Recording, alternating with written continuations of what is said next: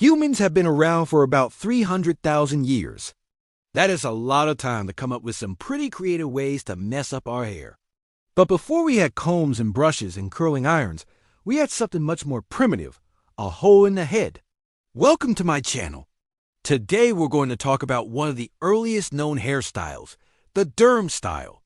This is me, and now let's go back in time. 300,000 years ago in what is now South Africa, a group of hunter-gatherers are making their way through the bush. These people are called the San. They live off the land, hunting animals and gathering plants to eat. Life is tough. There isn't enough food all the time, and sometimes they have to travel long distances to find new hunting grounds. But they have something that helps them survive: their brains. Compared to other animals in the area, San brains were bigger and more developed. This gave them the ability to plan ahead, make tools, and work together to take down prey. It also gave them the ability to think creatively, which led to some pretty interesting hairstyles. The San people kept their hair short on the sides and shaved the top of their heads, leaving a circle of hair around the circumference of their noggin. Some scientists think this was done as a way to scare off predators. After all, seeing a lion attack a troop of baboons, it makes sense to want to avoid any animal attacks. Others say this hairstyle may have been a way to keep cool in the hot climate. Short, close-cropped hair doesn't trap as much heat as longer locks. And by shaving the top of their heads, they increase the surface area for sweat to evaporate off their skin, helping them stay cool. But there's another explanation for this early human do.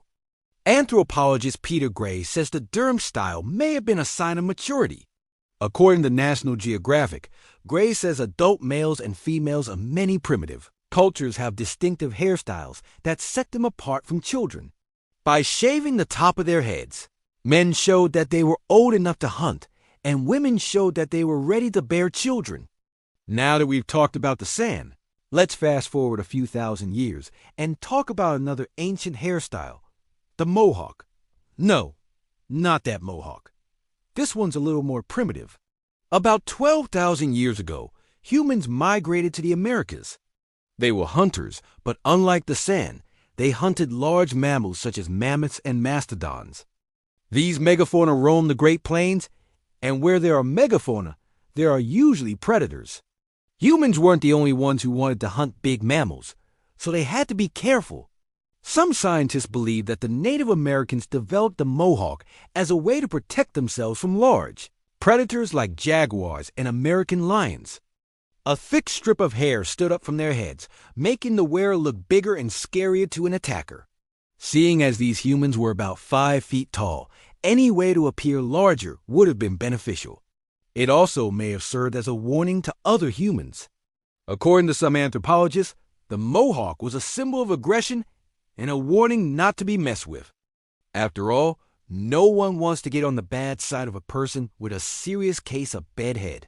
Both the derm and the prehistoric Mohawk have been found preserved in ice, giving scientists a rare glimpse into the hairstyles of the past. But it's important to remember that not everyone in these cultures had these hairstyles. The derm has been found on both male and female skulls from South Africa, and not all Native Americans sported the Mohawk.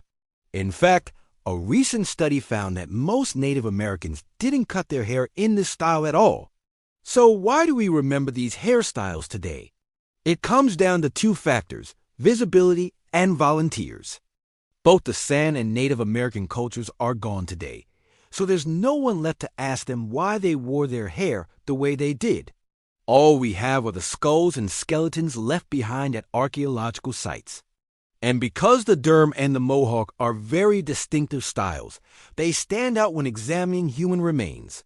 However, just because these hairstyles are distinctive doesn't mean that they were the only ones worn by ancient humans. As more archaeological sites are discovered and studied, more hairstyles will be uncovered.